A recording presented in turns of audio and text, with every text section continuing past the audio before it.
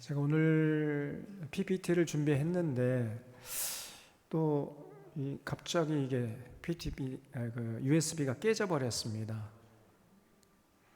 제가 복사를 집에 해놨는데 집에 갔다 오면 여러분 집에 다 가실까봐 그냥 PPT 없이 하도록 하겠습니다. PPT 없이 하면은 시간이 한정없이 늘어질 수도 있어요. 또 이제 4장부터 6장까지 말씀을 통해서 은혜와 진리를 나누겠습니다.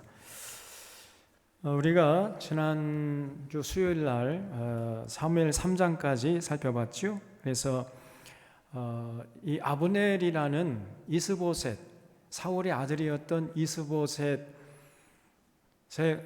휘하 군대 장관이었는데 아브넬이 가만히 보니까 이스보셋의 됨됨이가 이 왕 노릇할 자가 아니에요. 그래서 아브넬이 땀만 먹죠.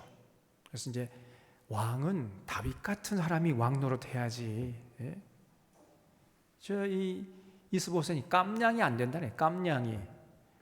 그래서 이제 아브넬이 다윗에게 찾아와 가지고 제가 이스라엘 11지파의 권력을 전부 모아 가지고 제가 주군께 바치겠습니다. 이렇게 이제 제안을 했죠. 그랬을 때 다윗은 속으로는 기뻐하면서도 한 가지 조건을 내걸어요.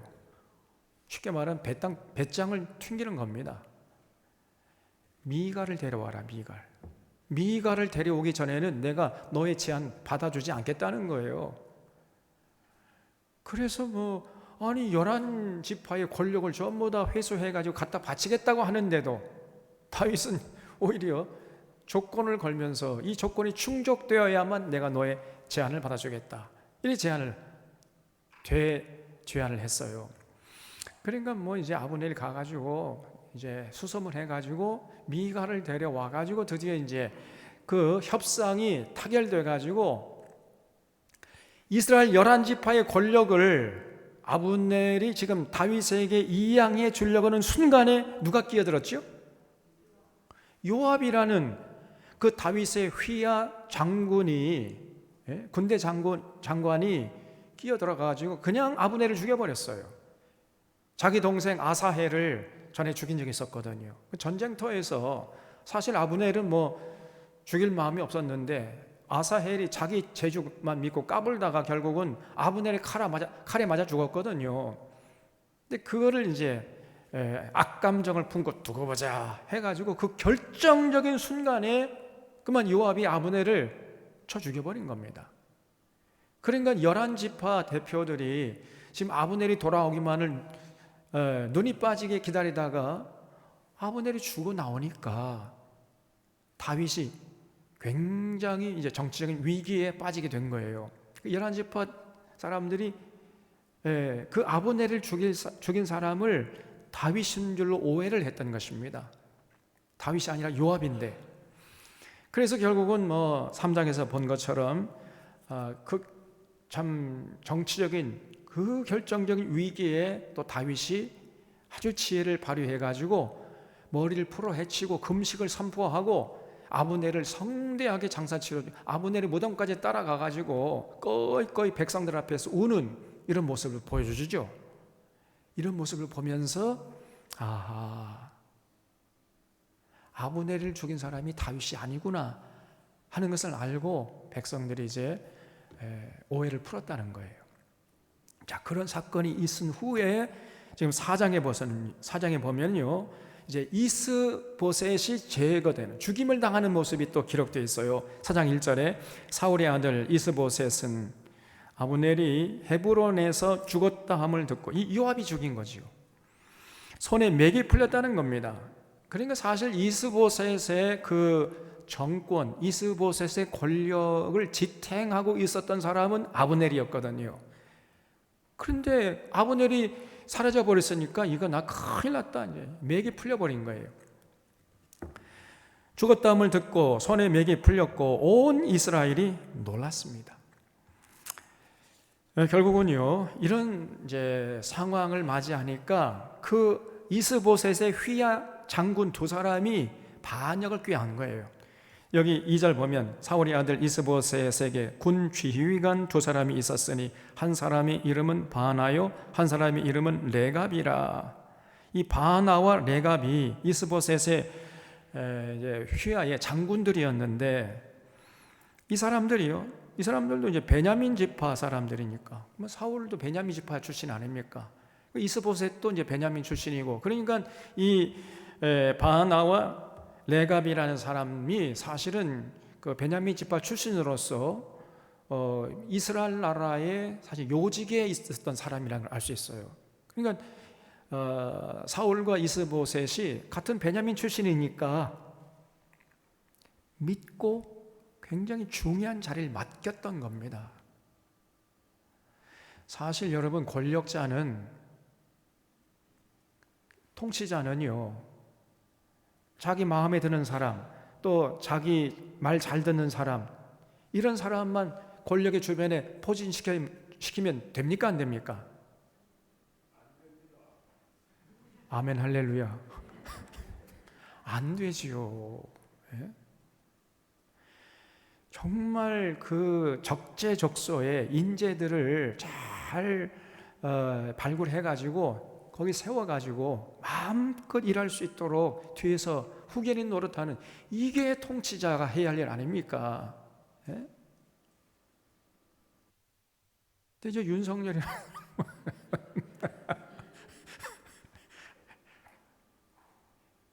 자기 쫄개들만 세우고 있잖아요, 지금. 저희 검사 나부랭이들, 이것들을 그 권력의 요직에 전부 다 앉혀버리니 말이에요. 근데 여러분, 꼭 기억하세요. 그 사람들 중에 배반자가 나온다는 거예요. 이스보셋이 그랬던 겁니다.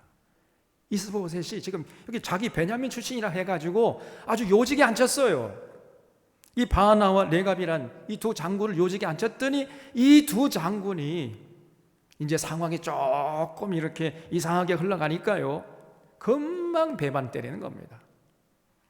여러분, 두고 보십시오. 저 윤석열이라는 사람, 그 뒤가 좋지 않을 겁니다.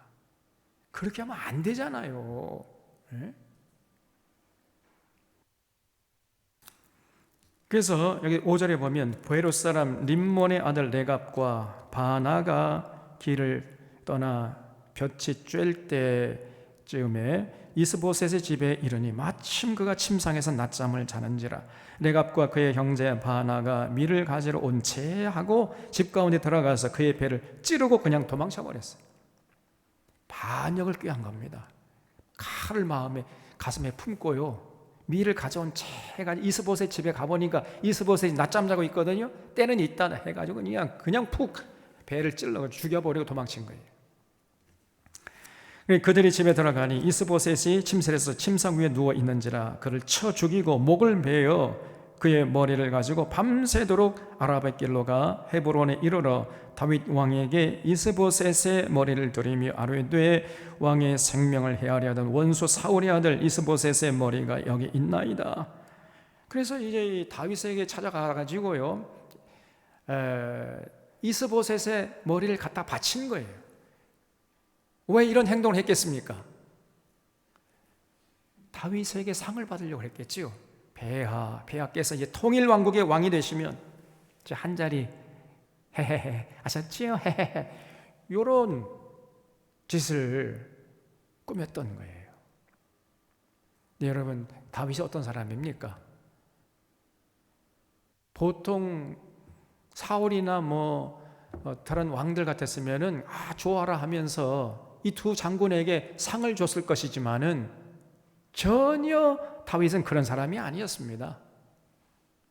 저는 한번 이거 봤잖아요. 사울을 내가 죽였습니다. 이러고 보고하는 그 아말렉 청년을 상을 주기는커녕 오히려 하나님이 기름 부은 자를 네가 함부로 했구나 해가지고 오히려 그 청년을 죽이라 그랬잖아요. 사무엘 1장에서 봤죠? 전혀 다윗은 기뻐하지 않았습니다. 사울이 죽었다는 소식을 듣고 사울을 죽였다는 그 청년을 오히려 상을 주기는커녕 벌을 줬어요. 이런 다윗의 됨됨이를 이 두 장군이 몰랐던 거예요. 그래서 배야, 제가 이스보셋의 머리를 갖고 왔습니다. 이렇게 했더니 다윗이요, 뭐라고 지금 처리를 했습니까? 어떻게 처분을 했어요? 그래서 여기 8절로 헤브론에 이르러 다윗 왕에게 이스보셋의 머리를 들이며 하루되 왕의 생명을 헤아리하던 원수 사울의 아들 이스보셋의 머리가 여기 있나이다. 여호와께서 오늘 우리 주 되신 왕의 원수를 사울과 그의 자손에게 갚으셨나이다 하니 다윗이 부에롯 사람 림몬의 아들 레갑과 형제 바하나에게 대답하여 이르되 내 생명을 여러 환난 가운데 거느신 여호와께서 살아계심을 두고 맹세하노니 전에 사람이 내게 알리기를 보라 사울이 죽었다 하며 그가 좋은 소식을 전하는 줄로 생각했어도 그 아말렉 청년 얘기하는 거죠.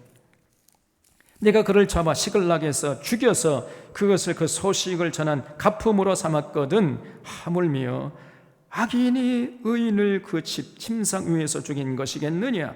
그런즉 내가 악인의 피 흘린 죄를 너에게 갚아서 너희를 이 땅에서 없이 하지 아니하겠느냐 하고 청년들에게 명령하여 곧 그들을 죽이고 수족을 베어 헤브론 목가에 매달고 이스보셋의 머리를 가져다가 헤브론에서 아브넬 무덤에 매장했더라. 지금 다윗에게 상을 기대하고 이스보셋의 머리를 갖다 바쳤는데 상은커녕 오히려 다윗은 노발대발했어요.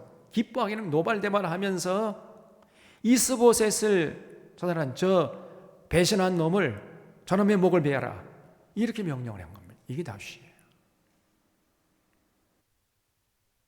다윗은 자신의 자리나 자신의 명예나 자신의 출세나 이것보다도 더 중요한 게 뭐였어요? 진리였다는 것입니다. 진리. 그래서 진리를 추구하는 자를 가까이 하고 진리를 추구하는 자를 중용해야지. 상황에 따라서 쉽게 자기 유익을 따라서 입장을 정하고 또 배반하는 이런 사람을 중용하다가는 그 사람에 의해서 죽임을 당하는 겁니다. 다윗은 절대로 그런 어리석은 짓을 범하지 않았어요. 저런 사람들을 중용하면 저 사람들이 지금 좀 있으면 이제 조금 상황이 변하면요 금방 돌변해 버립니다. 그래서 오히려 이 두 장군을 휘하 부하들에게 명령해가지고 처분을 하고 그들을 이제 아브넬의 무덤 곁에 매장했다는 거죠. 이제 그렇게 되니까 다윗이 통일 왕국의 왕이 되는 걸림돌이 다 사라져버린 거지요. 다윗은 전혀 의도하지 않았는데 저절로 그렇게 그냥 길이 열려버린 거예요. 그래서 이제 5장에 보면 다윗이 통일 왕국의 왕이 되는 과정이 기록되어 있는데 1절에 이스라엘 모든 지파가 헤브론에 이르러 다윗에게 나와 이르되 보소서 우리는 왕의 한 골육이니이다. 전에 곧 사울이 우리의 왕이 되었을 때에도 이스라엘을 거느려 출입하게 하신 분은 왕이셨고 여호와께서도 왕에게 말씀하시기를 내가 내 백성 이스라엘의 목자가 되며 내가 이스라엘의 주권자가 되리라 하셨나이다 하니라. 이에 이스라엘의 모든 장로가 헤브론에 이르러 왕에게 나오매 다윗 왕이 헤브론에서 여호와 앞에 그들과 언약을 맺으며 그들이 다윗에게 기름 부어 이스라엘 왕으로 삼으니라. 드디어 다윗이 이제 12지파 전체를 통합해가지고 통일 왕국의 왕으로 등극을 했다는 거죠. 그래서 4절 다윗이 나이가 30세에 왕위에 올라 40년 동안이나 나라를 다스렸어요. 그러니까 자 30세에 헤브론에서 유다 한 지파의 왕이 돼가지고 몇 년 동안 다스렸다고 그랬죠? 7년 6개월. 야 여러분 대단하십니다. 어떻게 하셨어요? 다른 교회 사람들은 몰라요. 근데 훤히 알고 계시네. 유다 한 지파의 왕으로서 7년 6개월 동안 왕노릇 하다가 이제 통일 왕국의 왕노릇을 33년 6개월 동안 한 거예요. 도합 40년을 왕노릇 했어요.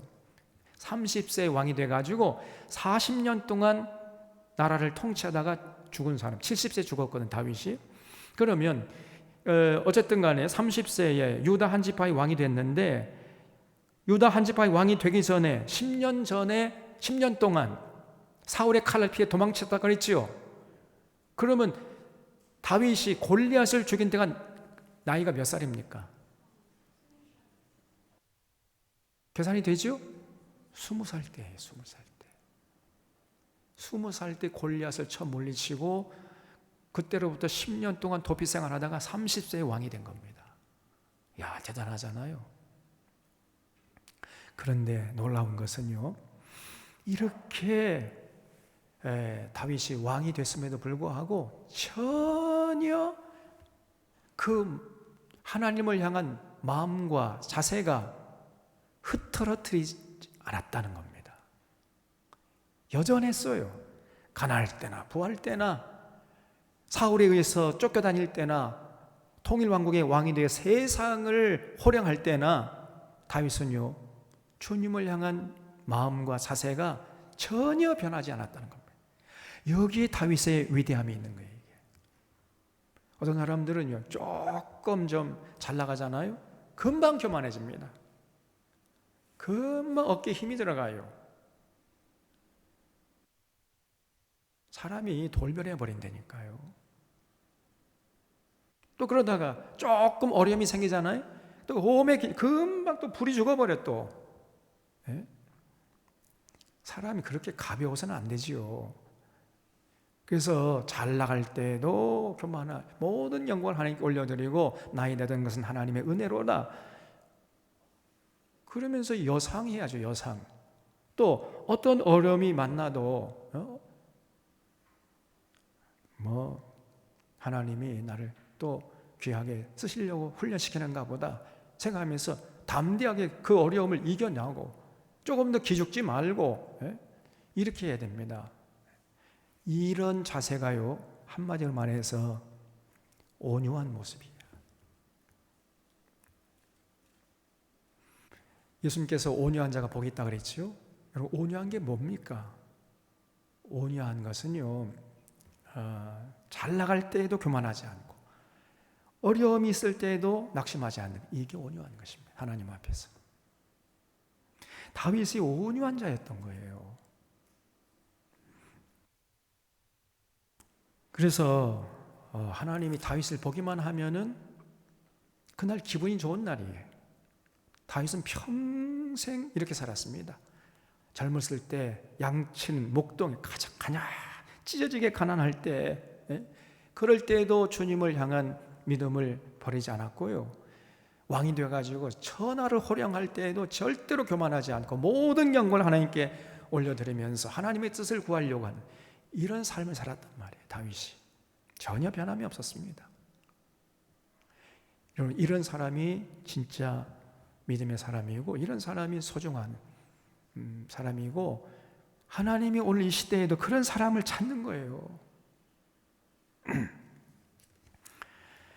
그래서 여기 이제 6절 이하를 보면은 다윗이 제일 먼저 왕이 된 후에 무슨 일을 하냐면 예루살렘으로 쳐들어가서 그 예루살렘을 정복하는 그런 내용이 쭉 나옵니다. 그 예루살렘은 그때까지만 해도 어느 족속이 차지하고 있었냐면요, 여부스 족속이 차지하고 있었습니다. 여부스 족속이 철병기로 무장해가지고 그 이스라엘 12지파가 그때까지도 여부스 족속을 쫓아내지 못하고 같이 공존하고 있었어요. 사사시대부터 쭉 내려올 때 여호사 때부터 해가지고 다윗 이 시대까지 여부스 족속을 쫓아내지 못하고 그냥 입맛만 다시고 있었던 겁니다. 근데 다윗이 왕이 된 다음에 제일 먼저 그 여부스 족속 쳐들어가서 물리치고 예루살렘을 점령한 거예요. 그리고 그 예루살렘에 성을 짓고 그 성 이름을 다윗성이라 했다 그랬어요. 6절을 보겠습니다. 왕과 그의 부하들이 예루살렘으로 가서 그 땅 주민 여부스 사람을 치려하며, 그러니까 이 예루살렘 땅은요 정말로 요지 중에 요지거든요. 군사 요충지고요. 모든 그 교통의 중심지였습니다. 지금도 예루살렘이 이스라엘의 수도 아닙니까? 오늘날 우리로 말하면은요, 서울이에요, 서울. 예루살렘이 서울이었는데 그 군사 요충지요, 교통의 요충지인 예루살렘을 다윗 이전까지는 뺏지 못하고 있었다는 거예요. 점령하지 못했습니다. 왜냐하면 옆 사람들이 너무 강력하니까. 그래서 지금 다윗이 왕이 된 다음에 제일 먼저 그 여부 사람을 이제 물리치는 모습이 나오는데, 내가 결코 이를 들어오지 못하리라. 맹인과 다리 저는 자나도 너를 물리치리라. 이렇게 여부 사람들이 교만해가지고 다윗 군대를 이제 얕잡아 봤다는 거지요. 그들 생각에는 다윗이 이리로 들어오지 못하리라 함이나 다윗이 시온 산성을 빼앗았으니, 이 시온 산성이 예루살렘이에요. 예루살렘을 다른 말로 시온이라고 합니다.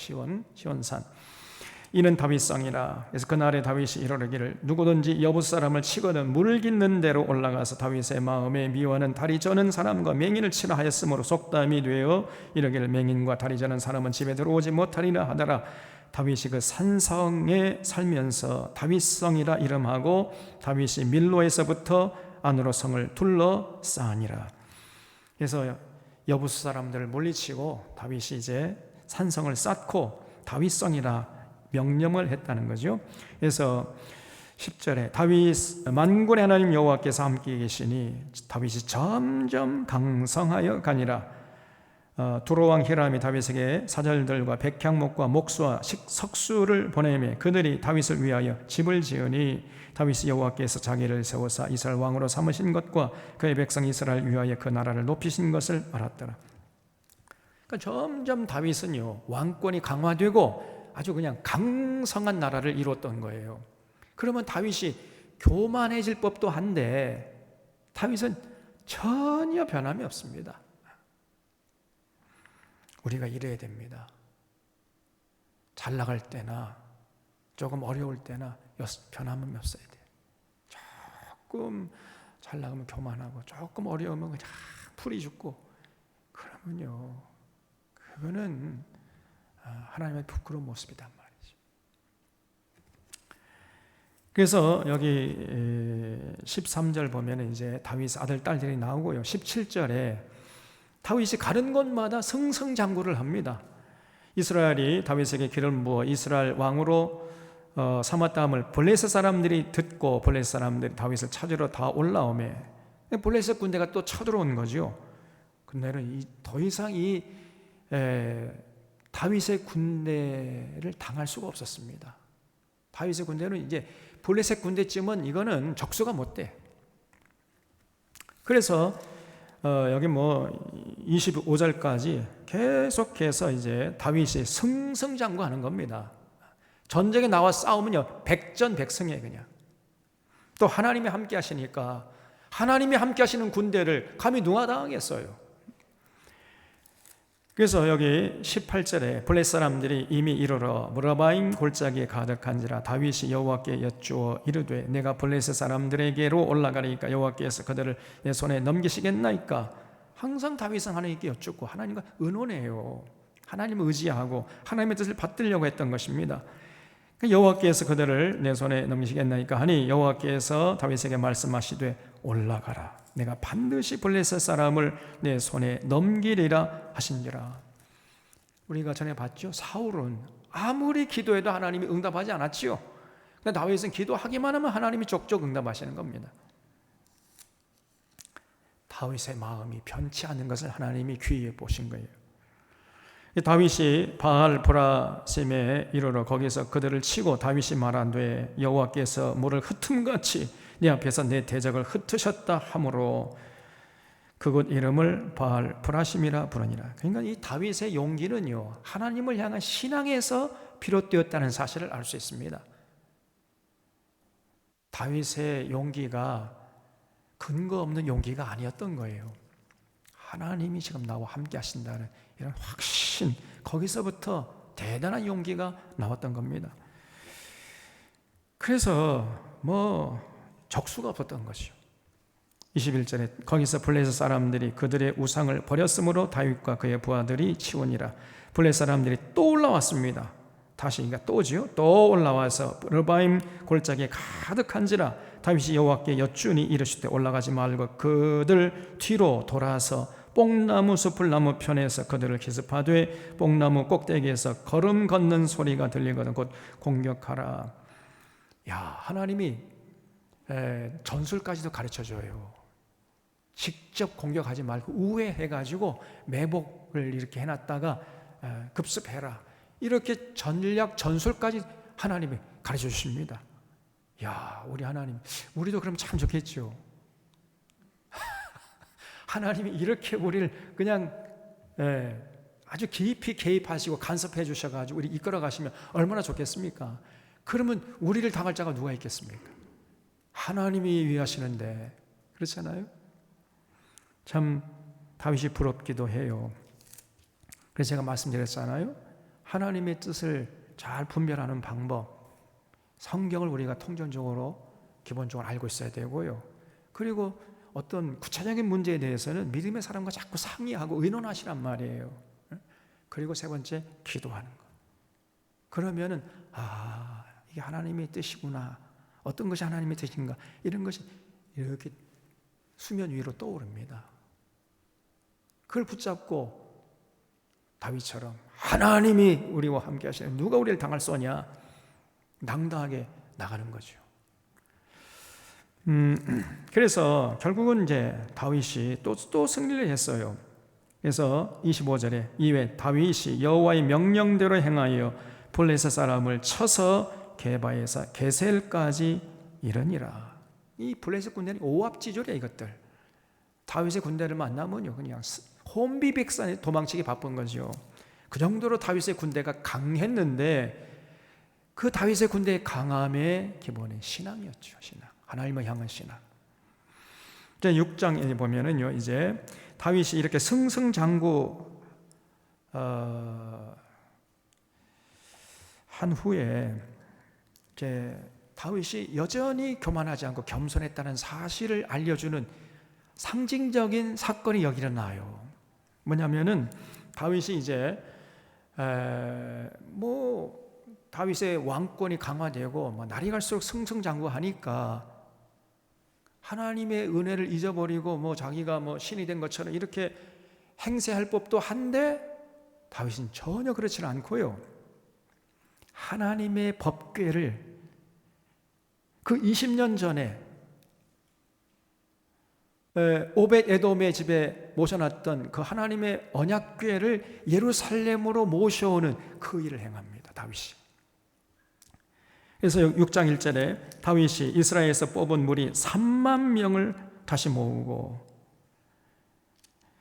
다윗이 일어나 자기와 함께 있는 모든 사람과 더불어 바알레 유다로 가서 거기서 하나님의 궤를 메어 오려 하니 그 궤는 그룹들 사이에 좌정하신 만군의 여호와의 이름으로 불리는 것이라.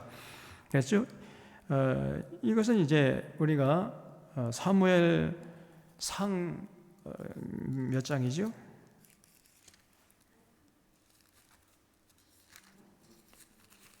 사무엘상, 언약궤를 블레셋 군대에게 뺏긴 적이 있었잖아요. 사무엘상 7장입니다. 사무엘 7장 1절 보세요. 기랏 여아림 사람들이 와서 여호와의 궤를 옮겨 산에 있는 아비나답의 집에 들여놓고 그의 아들 엘리아사를 거룩하게 구별하여 여호와의 궤를 지키게 했더니 궤가 기랏 여아림에 들어간 날부터 20년 동안 오래 있은지라. 그렇죠? 그러니까 그 아비나답에 들어간 그 후부터 다윗이 예루살렘을 점령한 다음에 그 언약궤를 예루살렘으로 옮기기까지 그 기간이 20년이라는 거죠. 그래서 그때까지 오래 아비나답의 집에 있게 되었다. 그래서 아비나답의 집에 있었던 언약궤를 지금 다윗이 통일왕국이 왕이 된 다음에 자기 3만 명, 이거는 이제 문무백관이겠죠. 3만 명의 그 자기들의 이 다윗의 신하들, 또 장수들, 장군들, 이 문무백관을 거느리고 아비나답의 집에 간 거예요. 3만 명이나 거느리고. 대단한 숫자가 아닙니까? 그래서 바알레 유다로 가서 거기서 하나님의 궤를 메어 오려 하니 그 궤는 그 그룹들 사이에 좌정하신 만군의 여호와 이름으로 불리는 것이라. 그들이 하나님의 궤를 새 수레에 싣고 산에 있는 아비나답의 집에서 나오는데, 여러분, 하나님의 궤는 옮길 때 어떻게 옮기라 그랬어요? 그렇죠. 레위인, 아무나 옮기면 안 됩니다. 레위인의 등에 메고 옮기라 그랬어요. 근데 이 다윗이 이걸 잘 몰랐던 것 같아요. 그래서 그냥 새 수레에 싣고 오면 되겠지, 이렇게 쉽게 생각한 겁니다. 그래서 3만 명이나 되는 문무백관을 다 거느리고 새 수레에다가 싣고 이제 예루살렘으로 돌아가는 거예요. 예루살렘으로 돌아가다가 그만 사건이 일어난 거죠. 그래서 여기 3절에 보면 그들이 하나님의 궤를 새 수레에 싣고 산에 있는 아비나답의 집에서 나오는데, 아비나답의 아들 우사와 아효가 그 새 수레를 모니라. 그들이 산에 있는 아비나답의 집에서 하나님의 궤를 싣고 나올 때 아효는 궤 앞에서 가고, 다윗과 이스라엘은 온 족속은 잣나무로 만든 여러 가지 악기와 수금과 비파와 서구와 양금과 지금으로 여호와 앞에서 연주하더라. 그러니까 이제 뭐 다윗 일행은 너무나 신이 나가지고 막 소고 치고 북을 치고 장구 치고 막 춤을 추면서 그냥 기쁨으로 이제 예루살렘으로 돌아가고 있고, 그 아비나답의 두 아들이 있었는데 우사하고 아효인데, 아효는 수레를 앞에서 끌고 우사는 뒤에서 이제 그 수레를 이제 뒤에서 밀어주고 이렇게 이제 가고 있었는데, 그만 그 새 수레가요 돌뿌리에 부딪혀 버린 거예요. 수레 바퀴가. 그러니까 소가, 앞에서 끌던 소가 깜짝 놀라 하늘을 향해서 막 치솟으면 히 울 거 아닙니까? 그러다 보니까 수레에 실었던 그 언약궤가 땅에 떨어지려고 해요. 그러니까 급하니까 이제 우사가 떨어지지 않도록 손을 댔단 말이죠. 그래서 그 자리에서 즉사하고 말았습니다. 6절에 그들이 나곤의 타작마당에 이르러서는 소들이 뛰므로 우사가 손을 들어 하나님의 궤를 붙들었더니 여호와 하나님이 우사가 잘못함으로 말미암아 진노하사 그를 그곳에서 치시니 그가 거기 하나님의 궤 곁에서 죽으니라 그랬죠. 사실은 우사, 여러분, 이런 우사의 죽음의 책임이 누굽니까? 예? 누구라고요? 좀 크게 얘기해 보세요. 난 바이든인 줄 알았어요. 바이든. 자꾸 바이든.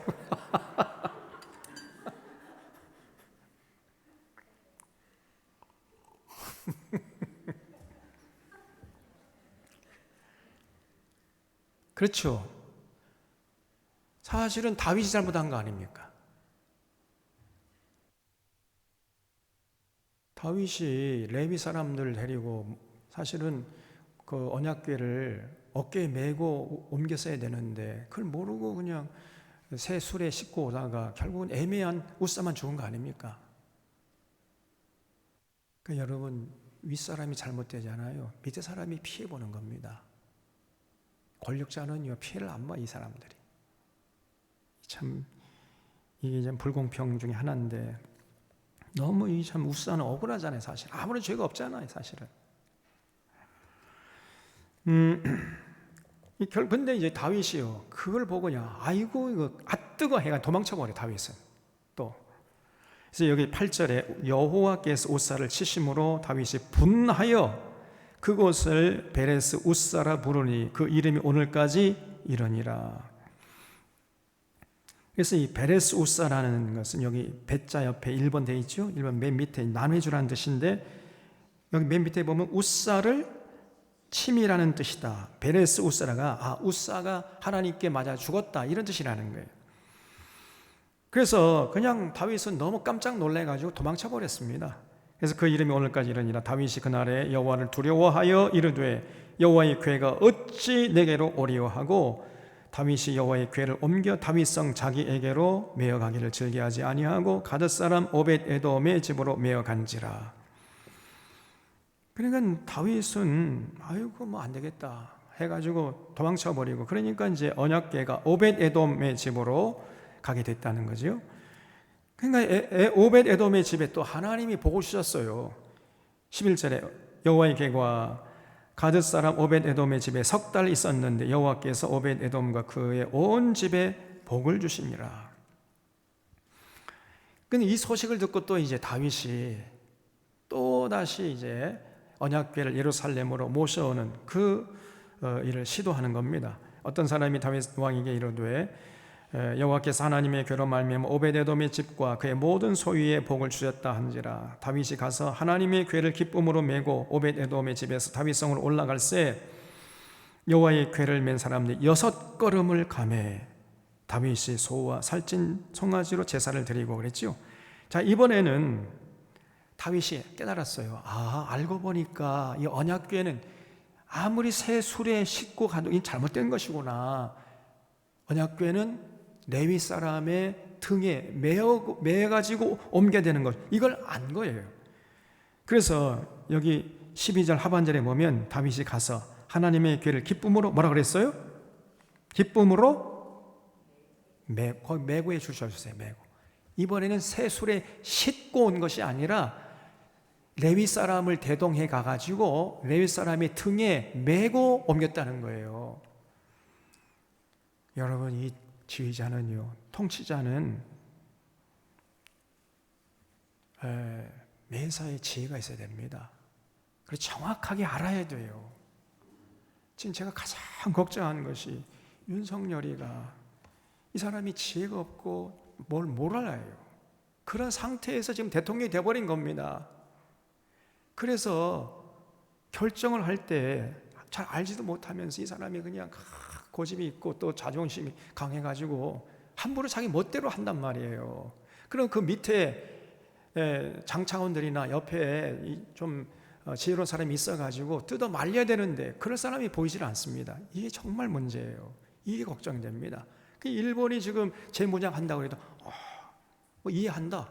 일본이 재무장 한다는데 이해한다는 거예요. 그리고 일본의 관방장관이 한국의 동의 없이 북한을 칠 수 있다 그랬습니다. 이거 어떻게 되는 거예요? 역대 어느 대통령 앞에서도 일본이 이런 얘기는 못했어요. 그럼 만약에 그런 말을 하면 반드시 일본 대사를 초치해가지고 꾸짖었습니다. 우린 그거 반대다. 그렇게 하면 안 된다. 이 신호를 보냈어야 되는데 윤석열은 입번끝 하나 하질 못해요. 여러분, 우리 대한민국의 동의 없이 북한을 일본을 공격하면 어떻게 되는 겁니까?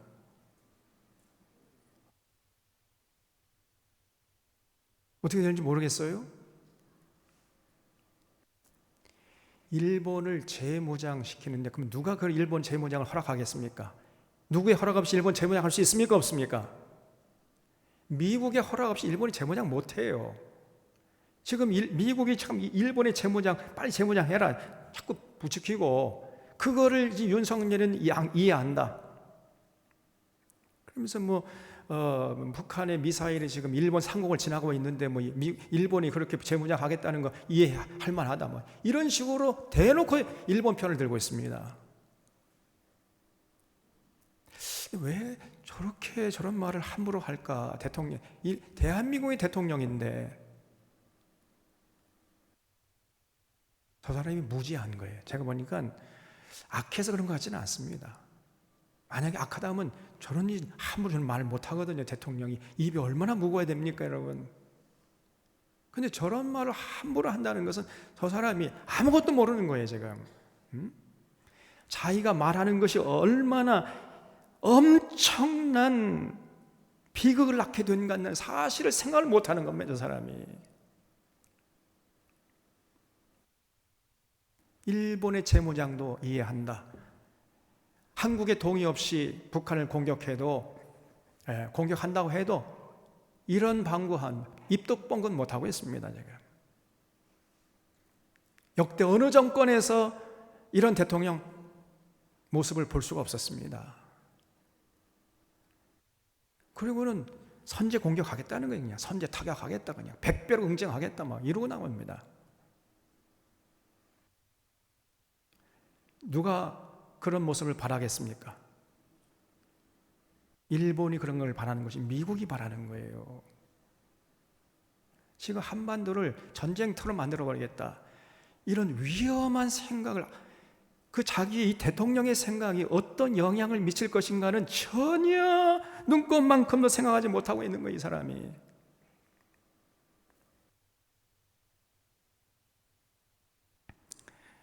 여러분, 지도자가 무지한 것처럼 큰 죄악이 없는 거예요. 다윗도 여러 면에서 훌륭했지만은 지금 언약궤 옮기는 건 실수가 있었단 말이에요. 잘 몰랐어요. 그러다 보니까 밑에 사람이 그냥 죽어난 거예요, 우사가. 그리고는 그냥 자기 책임 안 지고 내팽개쳤다가 오베데돔의 집에 복이 있다는 걸 다시 가서 이제는 알아보니까 아하, 이렇게 하면 안 되는구나, 그걸 깨닫고 이제 언약궤를 메고 예루살렘에 왔다는 겁니다. 13절에 다시 보면 여호와의 궤를 맨 사람들이 6걸음을 가매 다윗이 소와 살찐 송아지로 제사를 드리고 다윗이 여호와 앞에서 힘을 다하여 춤을 추는데 그때 다윗이 배 에봇을 입었더라. 다윗과 온 이스라엘 족속이 즐거이 환호하며 나팔을 불고 여호와의 궤를 메어 오니라 그랬죠. 자, 그래서 이번에 이제 궤를 메고 한 걸음, 두 걸음, 세 걸음, 네 걸음, 다섯 걸음, 6걸음까지 갔는데도 아무런 사건이 일어나지 않는 거예요. 그러니까 다윗이 그냥 막 덩실덩실 춤을 추면서 이제 예루살렘으로 오는 겁니다. 그때 다윗이 배 에봇을 입었다 그랬어요. 배 에봇이라는 것은 이게 아래로 위에까지 통으로 짠 그 제사장들이 입는 옷이거든요. 그 옷을 입고 그냥 덩실덩실 춤을 추다 보니까 막 춤을 추다 보니까 이제 아랫배가 훤히 드러나게 됐단 말이에요. 그것도 모르고 그냥 다윗은 너무 기뻐가지고 막 덩실덩실 춤을 추고 오는 거예요. 근데 그 모습을 다윗의 아내였던 미갈이 봤어요. 16절, 여호와의 궤가 다윗성으로 들어올 때 사울의 딸 미갈이 창으로 내다보다가 다윗 왕이 여호와 앞에서 뛰놀며 춤추는 것을 보고 심중에 그를 업신여기니라. 자기 남편이 백성들 앞에서 채신머리 없이 아랫배가 훤히 드러나는지도 모르고 덩실덩실 춤을 추는 모습을 보고 아이고 저게 무슨 왕이야 저게, 에? 왕이 뭐 저래, 이렇게 업신여겼다는 거예요. 여호와의 궤를 메고 들어가서 다윗이 그것을 위하여 친 장막 가운데 그 준비한 자리에 그것을 두매 다윗이 번제와 화목제를 여호와 앞에 드리니라 그랬죠. 그래서 이제 다윗이 그 언약궤를 예루살렘으로 모셔와 가지고 예정된 장소에 잘 모셔두고 수고했던 휘하 장수들에게 수고했다 상을 주고 뭐 기름과 고기 떡을 다 나눠주고 이제 집으로 돌아와 가지고 왕궁이죠. 오매불망 20년 동안 마음속에 그리워하면서 품에 안기를 그토록 갈망했던 이제 다윗을 품에 안으려고, 아니 다윗이 아니라 미갈을 안으려고 미갈의 방으로 찾아간 거예요. 그래서 18절에 다윗이 번제와 화목제 드리기를 마치고 만군의 여호와의 이름으로 백성에게 축복하고 모든 백성 곧 이스라엘 무리에게 남녀를 막론하고 떡 한 개와 고기 한 조각과 건포도 떡 한 덩이씩을 나눠주매 모든 백성이 각기 집으로 돌아가니라. 다윗이 자기 가족에게 축복하러 돌아오매 사울의 딸 미갈이 나와서 다윗을 맞으며 이르되 이스라엘 왕이 오늘 어떻게 영원하오신지 방당한 자가 염치 없이 자기 몸을 드러내는 것처럼 오늘 그 신복의 계집종의 눈앞에서 몸을 드러내셨도다. 이러고 또 쫑알거려요. 아니 지금 여러분 20년 만에 만나는 거 아니에요? 20년은 조금 적어도 한 10년 이상 만나지 못하던 이제 만나는 거 아닙니까? 그런데 할 말이 그렇게 없는 거예요. 자기 남편을 지금 오랜만에 만나는데 아니 뭐 왕이 뭐 저래 채신머리 없이 말이야 백성들 앞에서 아랫배 훤히 드러내고 춤이나 추고 그리고 당신 왕이요? 이렇게 얘기하는 소리를 듣고요 미갈에 대한 마음이 완전히 깨져버린 겁니다. 그 미갈에 대한 환상이 깨져버린 거예요. 야, 내가 그토록 오매불만 그리워하던 저 미갈이라는 게 저렇게 찬박한 계집이었던가. 다윗이 마음이 굉장히 넓은 사람이었지 않습니까? 사울이 자기를 죽이려고 20년 동안이나 그렇게 달려들어도 10년 동안이나 달려들어도 다윗은 사울을 용서하고 그랬잖아요. 죽이지 않았잖아요. 그런데 미갈의 그 한마디에 그냥 막 마음이 갈길각이 찢어져 버린 거예요. 여러분, 가까운 사람에게서 옳지 못한 비판은 그렇지 않죠. 얼마든지 비판은 가능하지요. 근데 비난, 근거 없는 지적질, 이런 거는 비난이죠. 그 얘기를 들으면요, 그런 마음에 큰 상처가 되는 것입니다. 여러분 꼭 기억하셔야 돼요. 이 다윗이 여러분 왜 그렇게 백성들 앞에서 아랫배가 훤히 드러나도록 덩실덩실 춤을 춘 거예요? 그때 다윗이 어떤 생각으로 그렇게 행동을 한 것입니까? 왜 그랬죠? 언약궤가 어떤 의미가 있었던 거죠? 그렇죠. 언약궤 안에는 뭐가 있었습니까?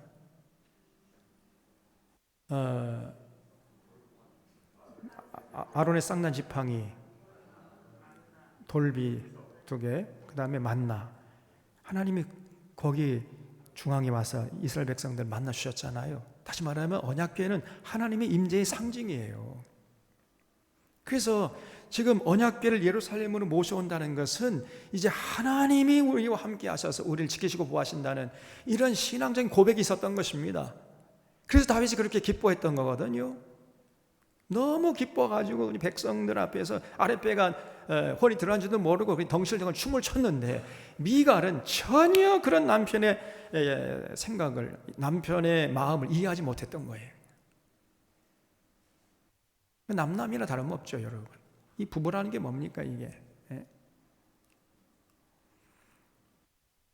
그 정도로요, 다윗은 사실 다윗은 지금 통일왕국의 왕이 됐잖아요. 그래서 세상을 호령하는 왕권이 날로 강화되고 다윗이 다스리는 왕국이 강성해져가지고 감히 누구 한 사람 그 앞에 이의를 다할 사람이 없을 정도로 그런 강력한 세력이 되었는데, 다윗은 변하지 않았습니다. 여전히 하나님의 은혜가 소중한 줄 알고, 그래서 언약궤를 모셔오는데 그렇게 심혈을 기울였던 것이고, 시행착오가 있었습니다만 언약궤를 메올 때 너무 기쁜 나머지 덩실덩실 춤을 춘 거거든요. 그런데 그러한 자기 남편의 마음을 전혀 눈꼽만큼도 이해하지 못하는 사람이 미갈이었어요. 그러게 부부라고 할 수 있습니까, 그게? 그리고 그 왕이 돼가지고 채신머리 잡시 말이야. 백성들 앞에서 아랫배나 호간이 드는 춤이나 추고 있고, 그리고 당신 왕이요? 이 또한 말을 한 거예요.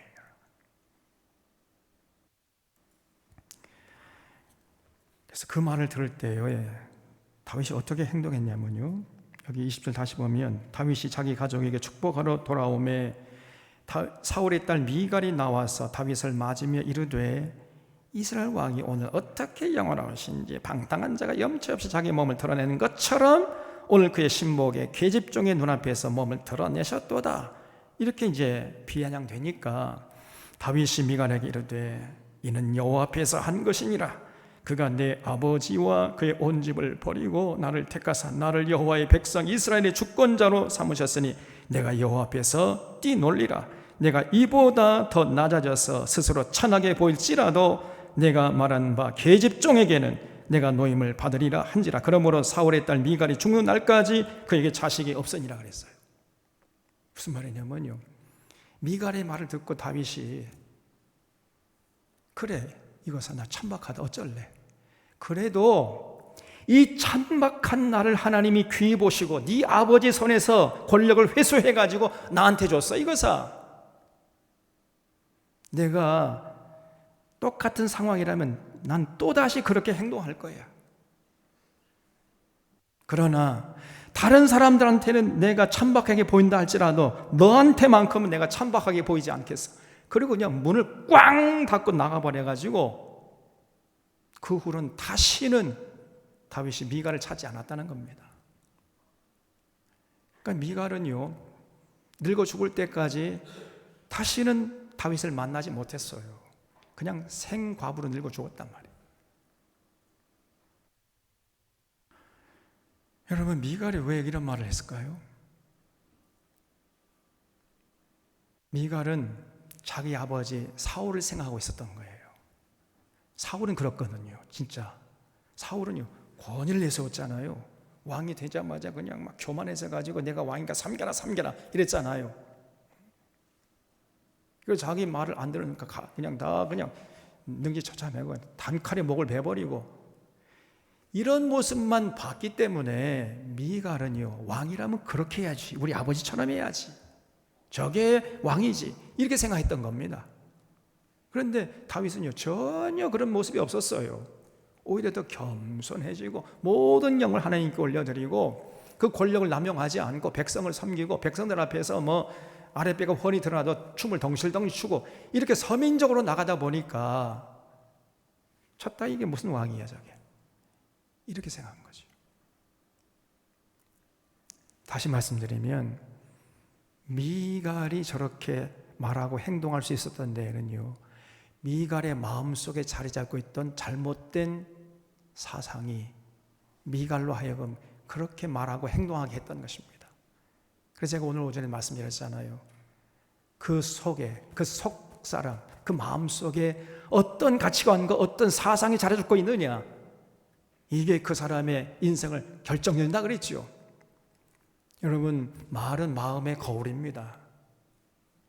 그래서 그 사람이 말하는 것을 가만히 보면요, 그 사람의 마음을 알 수 있는 거예요. 마음을. 이건 속일 수가 없습니다. 그래서 여러분, 우리가 말에 실수가 없는 자라야 온전한 사람이 그랬지요. 말에 실수가 없어야 돼. 말을 아름답게, 참 은혜롭게, 드름직하고 먹음직하게, 보암직하게 할 수 있어야 됩니다. 근데 이렇게 말을 잘하려면 그 전에 뭘 아름답게 가꿔야 돼요? 마음을 아름답게 가꿔야 돼.